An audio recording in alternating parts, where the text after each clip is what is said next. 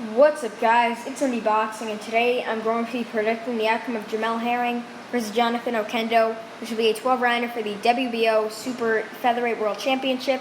And this fight will be Saturday, September 5th from the MGM Grand Conference Center in Las Vegas, Nevada. And it will be broadcasted on ESPN, ESPN Plus, or on the ESPN app. And to get into both fighters, the current WBO Super-Featherweight World Champion, Jamel Herring, has a record of 21-2 with only 10 wins by knockout. Boxer currently has him ranked number 9, even though he's a world champion. Usually the champions are ranked in the top 5. But a number 9 spot isn't that bad for Herring based on the opponents he beat and the guys that he lost to. But Herring is coming off a win versus Lamont Roach by unanimous decision, which was his first title defense. And he won the title versus Masayuki Ito, where he picked up the WBO Super Featherweight World title by unanimous decision. Most people thought he won that fight, no controversy there. He really did beat Ito. Herring is known as the pride of the Marines, as he is a former Marine, as most people know. And he's looking in great shape. I've seen some of his Instagram posts, and Top Rank has posted some stuff, and he's been looking great. He's looking in shape. But one thing about this fight was supposed to be scheduled so many months ago, but Herring caught COVID twice. I believe it was last supposed to be in July. I believe it was July 27th this fight was supposed to be. And then the first time was supposed to be months ago, before the pandemic really hit in March. But Herring also has 2 losses. Most people really don't know about Herring's losses, but he does have a loss to Ladarius Miller by unanimous decision early on in his career. And he has a TKO loss to Denis Shafikov, who was already a 38-fight veteran going into that fight. So I do think it was a big push for Herring to fight Denis Shafikov early on in his career with only 13 fights. Shafikov, as I said before, already had almost 40 fights. But he did lose that fight by TKO.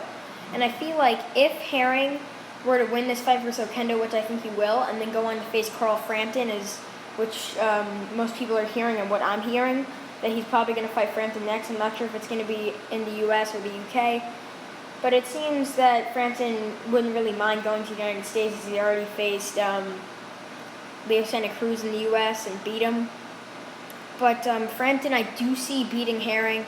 I know Herring's a fan favorite. Most people love him.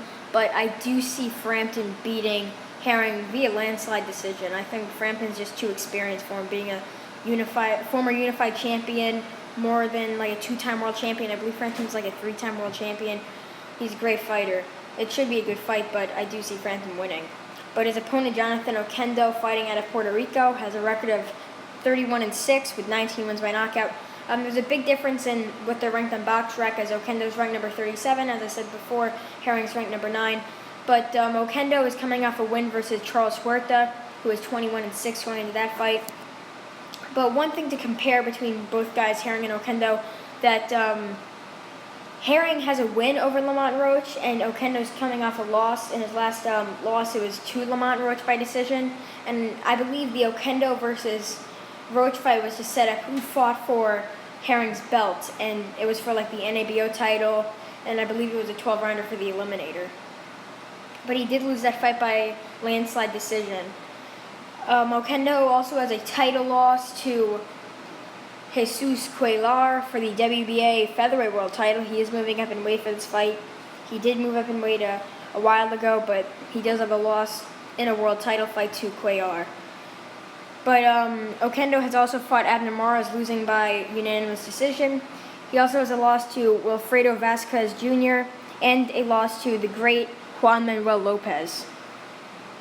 And Oquendo's first loss is by disqualification to Oscar Andrade, who is 35 and 30 going into that fight. So it was a pretty shocking loss that Oquendo has on his resume. But I gotta say, Oquendo's best win is probably against Jose Lopez, who was 20-2 going into that fight, and where he picked up the NABO title, which promptly set up this fight. And most of Oquendo's fights are in Puerto Rico, but he does have a handful in the United States, most in Las Vegas. But my final prediction for this fight is going to be a pretty boring decision for Jamel Herring. In my opinion, I don't think Herring has really any knockout power, but I do think he has a very good jab. He's got good boxing IQ or ring IQ, and I do think he's going to get a landslide unanimous decision like he did in his last fight versus Roach and versus Ito. So, again, I'm going to say this once more. I think Herring is going to get a pretty clear unanimous decision. As I said before, like most of his fights. He's got a good right hand behind the jab. I am a really fan of his jab, as I said before. He puts it out there stiff, keeping his opponent at bay. And you just got to remember, Herring is so much taller than Oquendo. Oquendo is only 5'4", and yeah, I think he's going to jab him all night and win most of the rounds. So Herring should improve to 22-2 with 10 knockouts and defend his title for the second time. And yeah, that's really it. I'm MB Boxing. Thanks for watching, and I'll see you guys later.